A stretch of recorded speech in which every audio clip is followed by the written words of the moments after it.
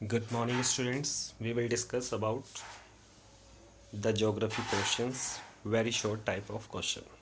ठीक है, तो पहला क्वेश्चन है व्हाट इज रिसोर्सेज। रिसोर्सेज क्या है? Everything available in environment which can be use to satisfy our needs, provide a technological accessible, economical feasibles and culturally acceptable can be called a resources. ठीक है, resources जो भी हमें वातावरण में प्राप्त होता है और जो जिसे हम अपनी नीड सेटिस्फाई कर सकते हैं और जो हमें टेक्नोलॉजिकल प्राप्त किया जा सकता है, यानी कि टेक्नोलॉजिकल जैसे कि हमें खदानों के अंदर से हम उसको निकाल सकते हैं। ठीक है। और इकोनॉमिकल फिजिबल जो आसानी से यूज़ भी किया जा सकता है। कोल माइनिंग से निकाल के कोयले को हम भट्टियों में, भट्टों पे, या फिर हम किसी भी मेटल्स को पिघलाने में यूज कर सकते हैं। और कल्चरली एक्सेप्टेबल भी होना चाहिए, यानी कि सामाजिक दृष्टि से उसे पूरी तरह कल्चरल, सांस्कृतिक रूप से वो पूरी तरह से सही होना चाहिए। Can be called a resources. ठीक है, वो रिसोर्सेज कहलाता है। ठीक है, what are international resources. International resources क्या है? इंटरनेशनल रिसोर्सेज वो है, international resources are the resources which belong to all human race and can not be use to any country without an agreement. ठीक है, वे रिसोर्सेज जिन्हें हम किसी भी इंटरनेशनल ऑर्गेनाइजेशंस के या इंटरनेशनल इंस्टीट्यूशन से एग्रीमेंट किए बिना यूज़ नहीं कर सकते। ठीक है, जैसे इंटरनेशनल ऑर्गेनाइजेशन कौन सी होती हैं? जैसे WTO। ठीक है, जैसे WTO या IMF या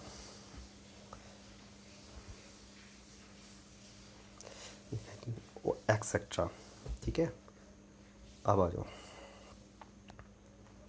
to what distance to do the territory water of extend.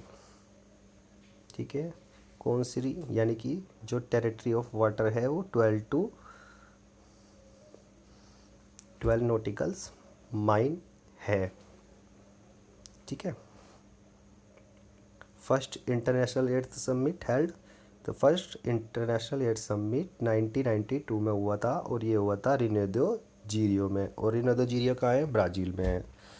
ठीक है, ये सारे क्वेश्चंस हम जो भी है ये आगे मैप के थ्रू क्लियर करेंगे। ये आपके वर्क के लिए है ताकि आपकी बेसिक अंडरस्टैंडिंग बन सके और एक ट्रम पे आपकी, यानी कि आपकी वर्ड मीनिंग और वर्ड पावर क्लियर हो सके। ठीक है, रियो दे जीरियो समिट हेल्ड 1992 में हुई थी। ठीक है, और ये सस्टेनेबल डेवलपमेंट के लिए थी। Sustainable development, sustainable development, sustainable development वो डेवलपमेंट होता है जिसमें कि हम प्रकृति को नुकसान पहुंचाए बिना, प्रकृति को नुकसान पहुंचाए बिना भविष्य की रिसोर्स प्लानिंग करते हैं। यानी कि हम रिसोर्सेज को ऐसे यूज़ करें कि ताकि भविष्य में आने वाली जो जनरेशन है उनके लिए वो रिसोर्सेज ख़त्म ना हो जाए। सस्टेनेबल रिसोर्सेज वे रिसोर्सेज होते हैं जिससे हम यूज़ करते हुए आगे के जितने भी हमारे नए संसाधन हैं, जैसे फॉसिल फ्यूल है या पेट्रोल है, हम उन पदार्थों को बचा सकते हैं। जैसे रिन्यूएबल एनर्जी को यूज़ करते हुए, लाइक विंड और सोलर एनर्जी को यूज़ करते हुए हम अपने सस्टेनेबल डेवलपमेंट ला सकते हैं। SDGC, देखो SD और G, सस्टेनेबल डेवलपमेंट गोल, यानी कि भविष्य में हम सतत विकास, यानी कि लगातार कॉन्टिन्यू डेवलपमेंट कैसे करें अपने देश का। ठीक है, ये इसके बारे में है, ये इसके बारे में ये सम्मेलन हुआ था। तो ठीक है, और ये जो सम्मेलन था ये एनवायरनमेंट से रिलेटेड था सारा। ठीक है, क्योंकि क्या हो रहा, ग्रीन हाउसेस गैसेस ज़्यादा बढ़ रही। ठीक है, ग्रीन हाउसेस बढ़ने के, ग्रीन हाउस इफ़ेक्ट्स बढ़ रहा है अब जा। ठीक है, ग्रीन हाउस इफ़ेक्ट्स बढ़ने के कारण हो रहा है ये सब कुछ। ठीक है, ग्लोबल वार्मिंग पे या समिट थी। ठीक है, ग्लोबल वार्मिंग का मतलब होता है वैश्विक तापमान। ठीक है, जिससे कि हमारे ओजोन लेयर में भी छेद हो रहा। ठीक है, ठीक है, what is a full form of UNCED। ठीक है, और ये देखो ये क्या है, इंटरनेशनल इंस्टीट्यूशंस है जिसमें 185 देशों ने समूह में भाग लिया था। United Nations conference in environment and development, और इन्वायरमेंट डेवलपमेंट के लिए ऑर्गेनाइजेशन बनाई गई थी। ठीक है, what is resource planning. Judicious use of resources is known as a resource planning, यानी कि हम रिसोर्सेज का इस प्रकार से यूज करें ताकि वो भविष्य के लिए जो हमारी जनरेशन है उसका भी क्या कर सके, उसके लिए भी न्याय कर सकें हम। ये नहीं कि हमने सारा रिसोर्सेज अभी ख़त्म कर दिया पृथ्वी में से और भविष्य की जनरेशन के लिए हमने कुछ भी नहीं छोड़ा। ठीक है, इसके अंदर ही एक टर्म आएगी आपकी सस्टेनेबल डेवलपमेंट के लिए, कि सस्टेनेबल डेवलपमेंट जो है वो हमने अपनी विरासत यानी कि अपनी लीगेसी से प्राप्त नहीं किया, अपने पूर्वजों से प्राप्त नहीं किया। ये हमारे द्वारा जिन रिसोर्सेज को हम यूज़ कर रहे हैं ये हमें अपने बच्चों से उधार लिए हुए हैं, ताकि हम अपने बच्चों की के हिसाब के लिए इन रिसोर्सेज को बचा के रखें, ताकि वो भविष्य में बच्चे इन रिसोर्सेज का यूज कर सके। सपोज दैट अगर हमने सारा पेट्रोलियम अभी ख़त्म कर दिया तो हमारे आने वाली पीढ़ियों को क्या मिलेगा? कुछ भी नहीं। ठीक है, जिस तरह हमने पीने का जो पानी है वो अभी से ही ख़त्म कर दिया तो वो आने वाली जनरेशन को अभी से नहीं मिलेगा। ठीक है, यानी कि भविष्य के लिए ऐसी प्लानिंग करना, इस तरह से न्याय करना। सपोज आपके घर में सपोज एक लड्डू का डिब्बा आया है, तो उसमें 40 लड्डू हैं। ठीक है, ठीक है, रिसोर्सेज को इस प्रकार से समझो कि आपके घर में 40 लड्डू का एक डिब्बा आया है। ठीक है, और आपके घर में 5 मेंबर हैं। एक के हिस्से में कितने लड्डू आए? 8। ठीक है, 8 लड्डू आने के बाद एक ने क्या किया, जो घर में बड़े थे उन्होंने क्या किया कि सारे लड्डुओं को खा लिया। ठीक है, 3 या 4 जनों ने मिलके वे लड्डू ख़त्म हो गए, और जो 5वां भैया है उसे वो लड्डू नहीं मिले क्योंकि वो छोटा था। तो आपने उसके लिए क्या किया कि उसके लिए आपने उसके साथ न्याय नहीं किया। ठीक है, यानी कि जो हमारे रिसोर्सेज हैं हमें इस प्रकार से न्याय करना ताकि सबको समान वितरण हो सके या समान डिस्ट्रीब्यूशन हो सके। ठीक है, अब आ जाओ उसमें आगे। What is a area about the under cultivations in a year called. ठीक है, जिस एरिया में सबसे ज़्यादा कल्टिवेशंस किया जाता है। ठीक है, अबाउट कल्टिवेशंस यानी कि सबसे ज़्यादा कल्टिवेशंस की खरीद होती है तो उसे क्या कहते हैं? उसे नेट शोन एरिया कहते हैं। ठीक है, name the most widespread the relief features of India. ठीक है, plans are the most widespread relief features of India.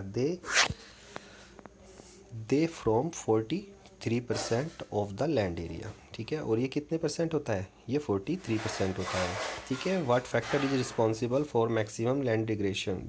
ठीक है, ठीक है, लैंड डिग्रेडेशन का मतलब होता है भूमि की उर्वरकता यानी कि भूमि की फर्टिलिटी। भूमि की फर्टिलिटी। ठीक है, भूमि का उपजाऊपन खत्म हो जाता है। ठीक है, किसके द्वारा? ह्यूमन एक्टिविटीज़ के द्वारा। क्योंकि ह्यूमंस अगर सपोज करो अगर ह्यूमंस किसी भी ज़मीन के अंदर फर्टिलाइज़र ज़्यादा डालेगा या फर्टिलाइज़र ज़्यादा डालेगा, केमिकल कंपोजिशन ज़्यादा करेगा भूमि के अंदर, अलग अलग प्रकार के यूरिया खाद नाइट्रोजन ज़्यादा डालेगा तो क्या होगा? तो वहाँ पे लैंड डिग्रेडेशन हो जाएगा, यानी कि बंजर भूमि का बंजीकरण हो जाएगा, उसकी उत्पादकता कम हो जाएगी, यानी कि उसकी प्रोडक्टिविटी बिल्कुल नैरो हो जाएगी। According to the national policy what should be percentage of the forest in a country. ठीक है, नेशनल फॉरेस्ट पॉलिसी जो क्या होती है? नेशनल फॉरेस्ट पॉलिसी होती है जो सरकार के द्वारा बनाई हुई एक नीति है जिसमें हम अपने फॉरेस्ट कंजर्वेशन करते हैं यानी कि वनों का संरक्षण करते हैं। ठीक है, और इसमें कितने परसेंट एरिया को कवर किया गया है? इसमें 33% एरिया को कवर किया गया है। What is बेंगार? बेंगार होती है हमारी ओल्ड ओल्यूवल सोयल। ठीक है, जब नदियों के द्वारा ऊपर से पानी को लेकर मैदानी भागों का निर्माण किया जाता है और जो उसके द्वारा सोयल बनती है उसके द्वारा जो पुरानी सोयल हो जाती है उसको बेंगार कहते हैं, और जो नई सोयल होती है वो खादर कहते हैं। ठीक है, जो हमारे उत्तर प्रदेश इलाकों में मिलती है, उत्तर प्रदेश में मिलती है, वो हमारी खादर होती है, और जो हमारी तराई भागों के बाद बनती है उसे हम बांगर कहते हैं। और ये चीज़ हम आगे बहुत ज़्यादा डिटेल से पढ़ेंगे, अभी तो हमने चैप्टर स्टार्ट ही किया है। यहाँ तो मैं तुम्हारे थोड़े थोड़े से वर्ड मीनिंग क्लियर कर रहा हूँ और ताकि तुम्हें थोड़ा सा वर्क मिल जा। ठीक है, what term is use to identify the old and new alluvial respectively. ठीक है, ओल्ड को तो बेंगार कहते हैं और न्यू वैल्यूएबल सोइल को खादक कहते हैं। ठीक है, ये क्लियर हो गया आपको। ठीक है, what is the best for the cotton cultivation, और कॉटन की खेती के लिए कौन सी सोयल सबसे ज़्यादा होती है? ये होती है हमारी ब्लैक सोयल। ब्लैक सोयल कहाँ मिलती है? देखिए, ये सपोज पेनिसुलर हमारा भारत है, वी आकार का। ठीक है, और ब्लैक सोयल वहाँ पे मिलेगी जहाँ पर पश्चिमी घाट होगा। ठीक है, क्योंकि यहाँ की मिट्टी काली इसलिए हो जाएगी क्योंकि नदियों के इसके यहाँ पर कितनी सेंटीमीटर वर्षा होती है? यहाँ पर 150 सेंटीमीटर वर्षा होती है। 150 सेंटीमीटर वर्षा होने से क्या होता है कि यहाँ की जो मिट्टी है वो लीचिंग हो जाती है और पोषक तत्व नीचे बैठ जाते हैं, और ऊपर की साइड क्या होता है? ऊपर की साइड सारी मिट्टी काली रह जाती है। तो इस मिट्टी में क्या होता है? इस मिट्टी में सबसे ज़्यादा कपास की खेती की जाती है। इसे ब्लैक सोयल भी बोलते हैं, ब्लैक सोयल या कॉटन सोयल के नाम से भी हम इसे जानते हैं। ठीक है, what give red and yellow colour. ठीक है, what gives red and yellow colour to red and yellow soil. ठीक है, रेड कलर किसी भी भूमि का इसलिए होता है क्योंकि उसके अंदर आयरन की मात्रा ज़्यादा होती है। ठीक है, और येलो सोयल्स ये आपको मिलेगी मालवा के पठार में। ठीक है, जब मैं मैप रीडिंग कराऊंगा आपको, 9th में आपने पढ़ी होंगी ये चीज़ें, मगर क्या है कि हम और अच्छी तरह से क्लियर करेंगे, और 9th की वीडियो भी आप आसानी से देख सकते हैं। ठीक है, 9th में भी आपके कंसेप्ट ये चल रहे हैं, और आपके 50% जो क्वेश्चन आते हैं वो 9th के चैप्टरों में से आते हैं। क्योंकि आपके जो पिछले जो मैंने देखा ना पेपर जितना भी है, देखिए उसमें कुछ चीज़ें आपको ऐसी आएंगी जो नहीं दी है। ये बांगर और खादर जितने भी इसमें क्वेश्चन है ये 9th में ही क्लियर हो जाने चाहिए आपके थे। ठीक है, और 9th में ही आए थे, है 9th के क्वेश्चन हैं सारे के सारे। ठीक है, रेड एंड येलो सोयल तो develop a rabies colours during the diffusion the iron. ठीक है, क्रिस्टलाइंस और मेटाफोरिक रॉक वे होते हैं, जैसे कि सपोज मेटाफोरिक रॉक का उदाहरण है हमारा कैल्शियम कार्बोनेट। आपने साइंस में पढ़ा भी होगा, कैल्शियम कार्बोनेट क्या होता है? चूना होता है। ठीक है, जब भूमि से, यहाँ पे सुन लो इसे एक बार, कि जब भूमि पे से मिट्टी को एक स्थान से दूसरे स्थान पर ले जाया जाता है। ठीक है, जब भूमि पे एक स्थान से दूसरे स्थान पर ले जाया जाता है तो इस प्रकार के रॉक बन जाते हैं। ठीक है, और फिर क्या होता है? ज़्यादा टेम्परेचर और पानी वर्षा होने के कारण, ज़्यादा टेम्परेचर और वर्षा होने के कारण इनमें क्या हो जाता है? इनका रूप बदल जाता है, इसलिए रूपांतरित सेल या मेटाफोरिक सेल भी कहा जाता है। ठीक है, और इसका एक उदाहरण है आपका चूने का पत्थर जब संगमरमर के पत्थर में बदल जाता है, और संगमरमर सबसे ज़्यादा कहाँ पाया जाता है? राजस्थान के मकराना से। आपका ताजमहल भी कहाँ से बनाया गया है? मकराना से लाए हुए संगमरमर से बनाया हुआ है। ठीक है, क्लियर होगी बात। अब चलते हैं next. The what is the name of soil formed by intense leaching, the list two important characteristics of the soil। ठीक है, laterite soil is a form the intense leaching. ठीक है, इंटेंस लीचिंग वही होती है जो क्या कहते हैं? इंटेंस लीचिंग के कारण ये होता है कि जिस ज़मीन पे ज़्यादा से ज़्यादा पानी पड़ता है उसके जो पोषक तत्व होते हैं वो नीचे निक्षालन, यानी कि छन्नी में जैसे हम चाय को छानते हैं, इसी प्रकार से मिट्टी क्या करती है? पोषक तत्वों को छान के नीचे ले जाती है, और जो ऊपर की जो सोयल बनती है वो पूरी तरह से लेटराइट सोयल में बदल जाती है। और laterite soil are the most deeply very deep acidic. Acidic का मतलब होता है इसमें अम्लीयता होती है, यानी कि इसमें खट्टापन होता है। ठीक है, इसके क्षारीय गुण खत्म हो जाते हैं। ठीक है, और जो क्या होता है कि प्लांट्स के न्यूट्रिशंस में डेफिशिएंट उत्पन्न करते हैं। प्लांट्स को न्यूट्रिशंस चाहिए, न्यूट्रिशंस नहीं मिल पाता। ठीक है, न्यूट्रिशन जब मिलेगा जब उसके अंदर ज़्यादा से ज़्यादा पोषक तत्व होंगे। ठीक है, what types of soil is suitable for crops like a cashew nut. Cashew nut के लिए कौन सी सोयल ज़्यादा सही होती है? आपने देखा होगा कि काजू के अंदर क्या होता है? काजू के अंदर सबसे ज़्यादा आयरन होता है, और ये सब ट्रॉपिकल क्लाइमेट्स में मिलता है। और सब ट्रॉपिकल क्लाइमेट्स क्या होते हैं बाद में बताए जाएंगे ये। ठीक है, फिलहाल तो आप यहाँ पे इतना ही समझ लो कि red laterite soils with advocate doses of manures and fertiliser suitable the crop of like a cashew nuts. ठीक है, रेड लेटराइट सोयल इसलिए अवेलेबल है क्योंकि इसके अंदर आयरन की प्रचुरता होती है। ठीक है, ये भी हम आगे पढ़ेंगे। इसमें कई बार क्वेश्चन आ जा कि भारत में राजस्थान में कौन सी मिट्टी पाई जाए। राजस्थान में जैसे एरिड सोयल पाई जाए। एरिड सोयल के अंदर क्या होता है, एरिड सोयल के अंदर होता है आपका सबसे ज़्यादा रेत होती है, और वहाँ पे टेम्परेचर ज़्यादा होने के कारण एवेपरेशन हो जाता है, यानी कि वाष्पीकरण हो जाता है। एवेपरेशन वहीं पर होगा जहाँ का टेम्परेचर ज़्यादा होगा। ठीक है। पानी की अपेक्षा जो भूमि भाग होते हैं वे जल्दी तेज़ी से गर्म होते हैं, क्योंकि जो हमारा वाटर होता है उसे गर्म होने में समय लगता है। ठीक है। Where does a laterite soil develop. Laterite soil कहाँ पे डेवलप होती है, और ये कहाँ मिलेगी, ये कर्नाटक में मिलेगी लेटराइट सोयल। ठीक है, इन चीज़ों का ध्यान रखना।